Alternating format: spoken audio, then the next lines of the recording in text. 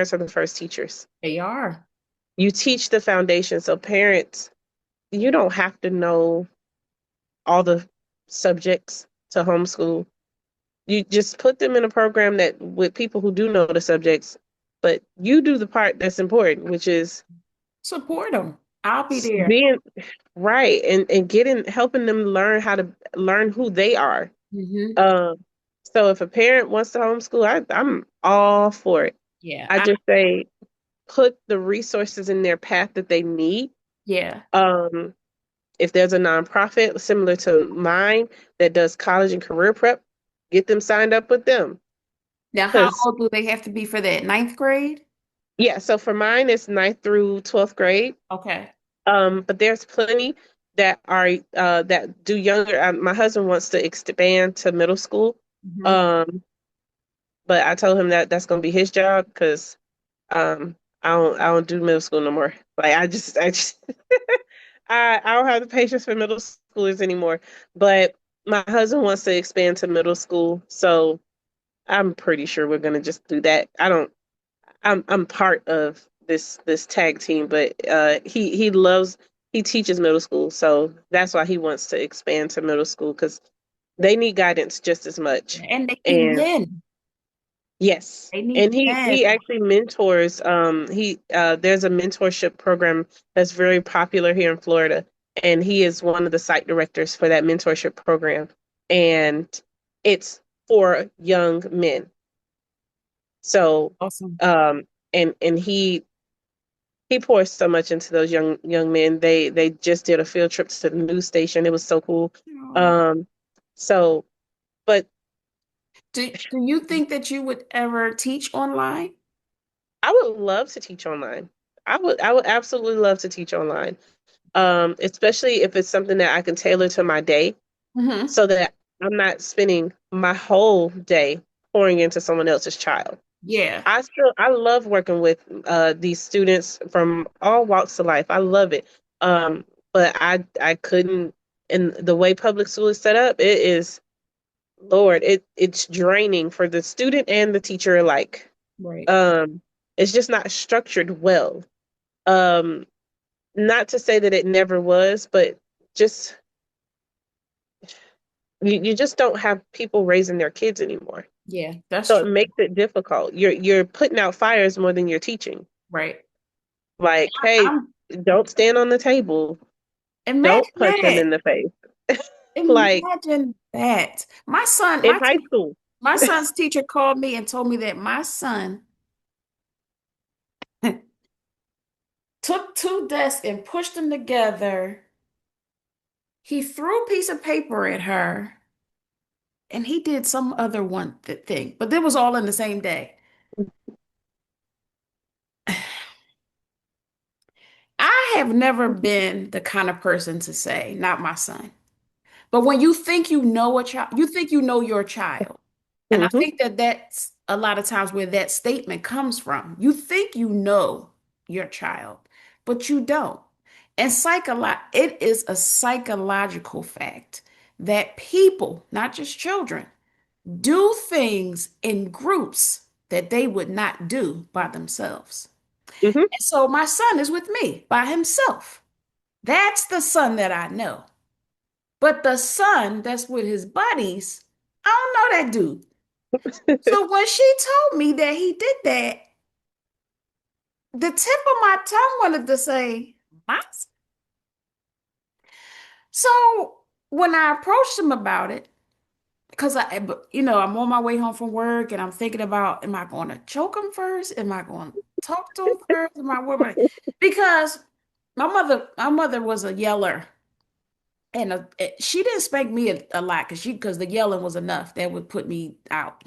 But she didn't really wait for my side of the story. If she got an adult's side, Hmm. she might ask me, Yeah, but that was it. she had That a was made it. up mind pretty much. If a teacher called her, you gonna get your behind kicked. Period.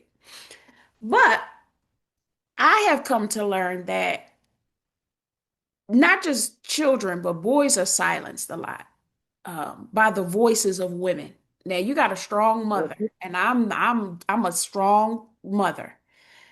But I always give my son the opportunity to tell me his side because he knows that the only thing that will get you in trouble with me is a lie. Tell me the truth. Tell me the truth because I got to help you work through this. But if you lie, then I can't trust you. And now you got both of us out here looking like a fool. So one thing I could say about my son is he's not a liar because I never made telling the truth hard for him. Tell me the truth. Mhm. Tell me the truth because even if it's a bad thing that you did, but you told me the truth, we're gonna work through it now. You're not gonna be on punishment. You're gonna get some, it's gonna be some consequences. But the truth is what's gonna help me help you. Them lies though, ooh, something about a liar. It's something about a liar. So when he came home, I said, what happened? Your teacher told me that you pushed, all the things that she said. Did you do that? And I could tell by his demeanor that he did. And he was like, yeah. Mm. I said, well, what's up with that? What was you thinking? He said, I was trying to impress this girl. I said, what? He said, I thought that getting in trouble was going to get her attention. Like it made me look cool by, doing that. I said, so you risked getting your behind kicked to impress a girl? He said, I wasn't really thinking about that.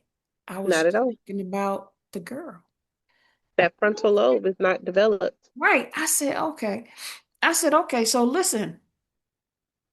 And then we went, because I can tell you for 30 minutes the whole conversation, but basically just talk to him about the girl that is going to be impressed by you.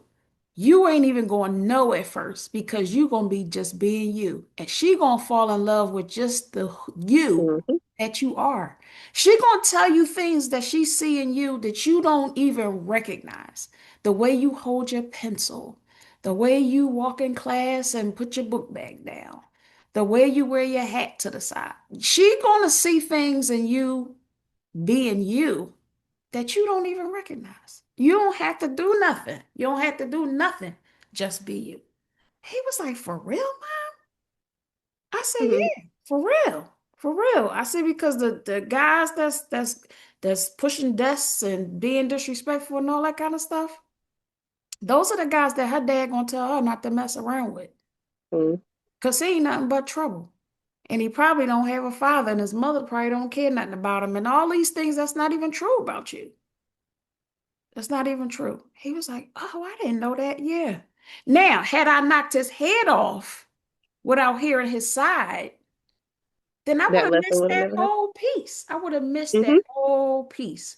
And I told him, like, you 10 years old, you're in puberty.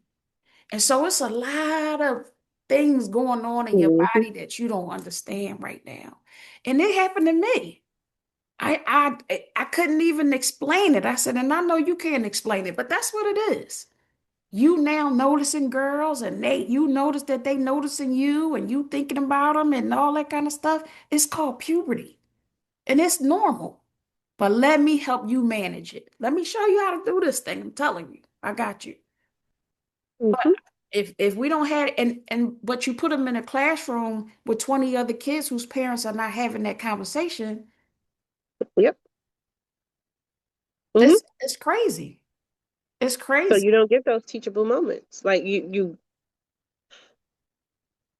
I feel like if parenting could be approached with a hint of how teaching has to be approached, uh, the world would be a better place. How so? So that would have been what we call a teachable moment in the Yes. classroom, Hmm. right? Um, however, um, I wish there was a way to just merge it and just make parenting teaching like a whole thing. And yeah, I mean there is a way, more parents like you know, but if we don't have parents that are like willing to say, let me just ask you what happened and help you navigate how to do that better, you know? that's that alone, like it might not seem like a lot to you in the moment, but from the educator side, the person who has to deal with these tiny humans, um, when they aren't with you, that is such it is a massive thing to do, is to have take those moments and turn them into teachable moments. And so when I say merging parenting and teaching, I mean like that small group instruction, but it's your child. Right. With teaching, I can't punch a student in the face as much as I'd love to sometimes. I I can't punch a student in the face. So I have to figure out a way to, one, help that student understand I am still crazy. But and you need to listen. Um, but Hmm. at the same time, I'm going to listen to you, um, and hear what you have to say because I'm an educator, so I have to hear what you have to say. Yeah. Like with all these professional developments, blah, blah, blah, blah, blah, that teachers have to do, if parents could get just a smidget of that Yeah. and incorporate that into their parenting. The thing is, the parents who would be willing to take the classes are already the parents that's doing it. Okay. Yeah. Yeah. And now hopefully more parents will be willing to do it. Um, but just hear former teachers out about what are some things that, then not all former teachers are good parents. I'm just gonna be honest. Yeah. Um, but most of my students love me. And Yeah. I'm not tooting my own horn, but I just care. Right. And having being a teacher that cared and incorporating those same aspects into raising my baby girl, it's just I'm even though she's only two, I get compliments with people telling me how smart she is at two, and I'm like, you sure? Because she just ate a sticker, um, but just but people are they're I let her have productive struggle. I talk to her even though she may not catch all the words. Like those are the things that in education we have to do. Mhm. We have to give the students an opportunity to struggle on a task and then come in and help them. That Right. is small group instruction. If parents approached parenting Parenting like that way. teachers Yep. approach small group instruction, oh my gosh, Yeah. talking about a different society. Well, I'm glad that you are following. I'm glad we're friends on Facebook. Yeah. Um, and I think you'll enjoy our Facebook page. There are a lot of things that you have said that make me feel like I'm moving in the right direction because you just don't know. As a parent, Hmm. you're always wondering, should I be Yep. cooking them sweet potatoes on Tuesday? Should I, all of the things. If Yeah. if you care, and I think that my son, I told my sister a long time ago that I raised him backwards. And what I mean by that is I raised my son from the adult back to the baby because the adult is the fruition of whatever I do.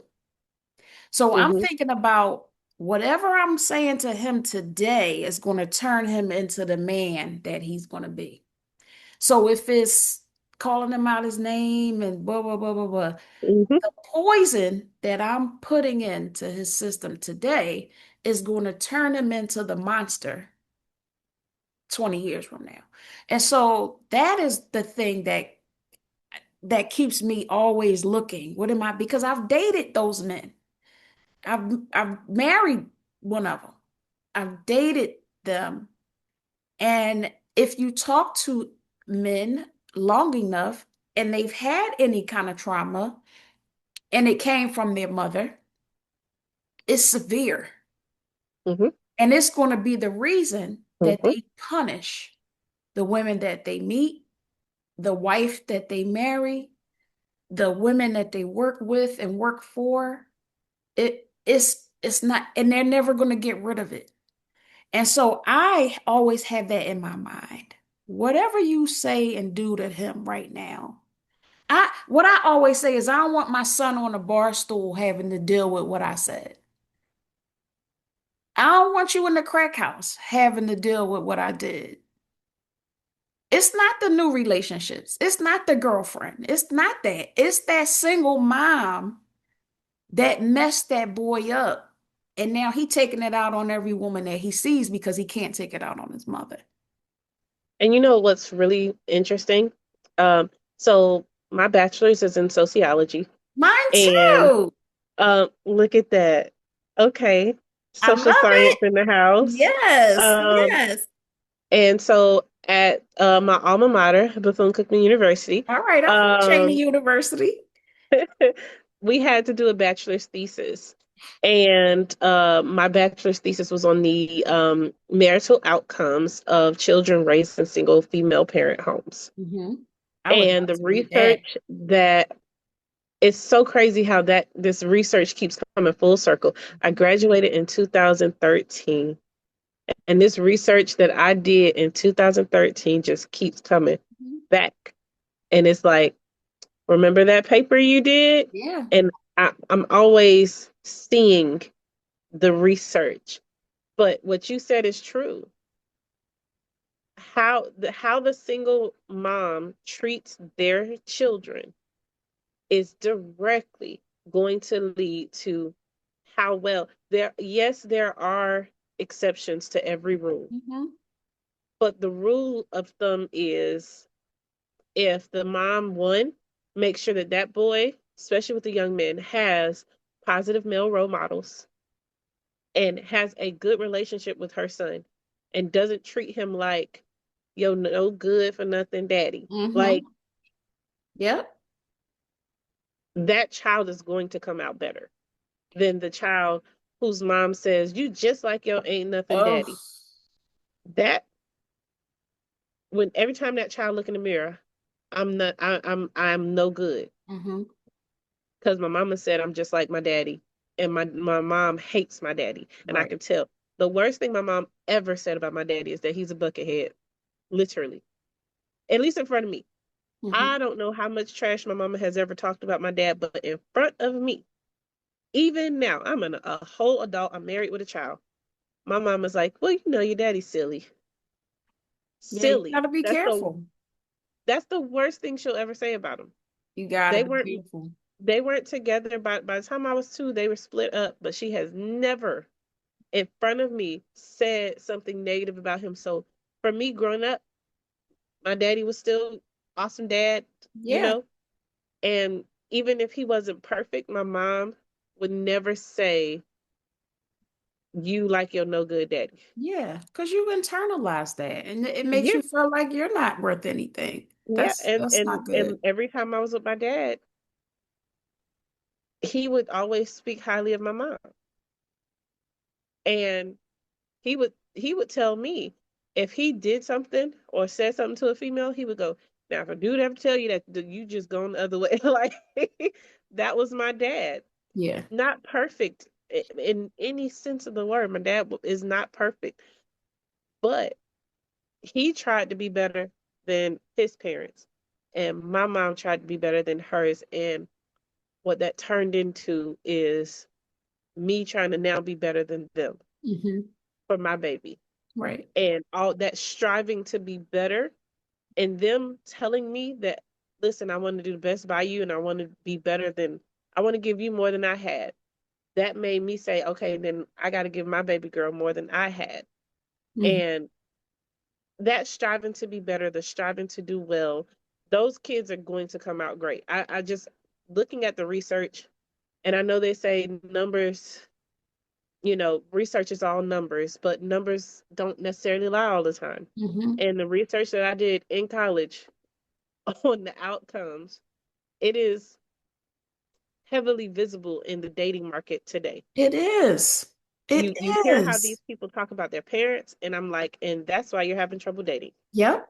It is. because that relationship is so critical. There were issues that I had with my dad, not severe, but enough so that those things popped up in my relationship with my husband. And he was like, when he met my dad, because my husband's very much into psychology, um, he was like, I get it. He said, once I met your dad, I understood certain certain reasons And why I you do see. things. Yes, yes. But thank the Lord, he was patient. Yeah, Thankfully, he yeah, was but patient. man, But it's so important, and I appreciate you. I I probably will never be your child's teacher, but I appreciate you. I thank you for just wanting to be the best mom that you could be, it's and all. for even doing any form of research to be better. Like I thank you because you're now putting a wonderful human out in the world that eventually somebody in this world is gonna have to interact with in some Yes. way. He may be he's gonna be somebody's customer, okay, at a store. Okay, he's gonna be somebody's either employee or business owner. It's Hmm. going to happen. Yep. He's going to have to interact with other humans. So I thank you because that like the fact that you're even curious and the fact that you put it all together, but of course being a sociology major, like that That's what we I do, should right? have known. I should have known. But that is critical. It's so critical. It I is. just wish more parents really understood the gravity of of raising a child. Yeah.